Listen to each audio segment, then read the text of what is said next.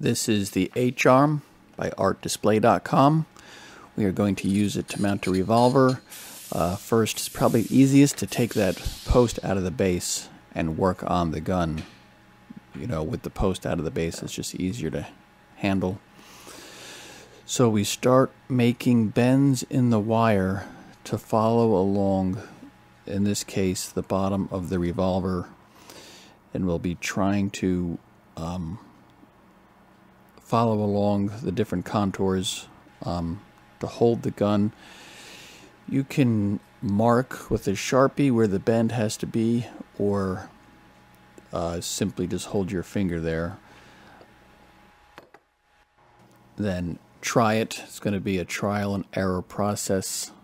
Sometimes the smallest bends go a long way and it's too much, so sometimes just doing it just a little bit at a time to see how it's going, especially when it's a compound bend.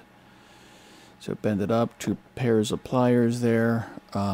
Sometimes for softer bends you can just use your fingers or bend the wire around something else of a similar shape. So again, using the 2 pliers, bending it back. Check it again. Looks like we pretty much have that. So now we'll move on to bending the end bars, which are now going to hold it, you know, left and right from falling off. This will be to hold the barrel. So we do that for both sides, and then we'll cut off the excess wire. You don't need a lot of extra wire sticking up. Doesn't look as good. So you cut it back to where it still holds but looks good. Then get the height that you want. You could have these at different heights. If you had more than one gun, you wanted something higher in the back, or if you were displaying something in front. So you get it to the height you want. Cut the post down. Then tap it back into the base. The bases are also available in clear. The H-arm is typically used for holding something from up underneath, like we're doing with the revolver here.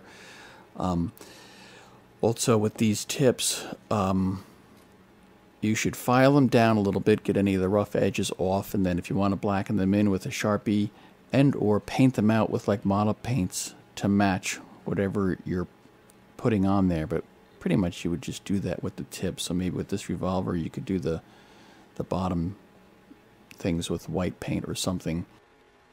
You can also use these H-arms for powder horns. There's one bent for the powder horn, or you can use these for easels or any other kind of things, you know, bending from the side or whatever works.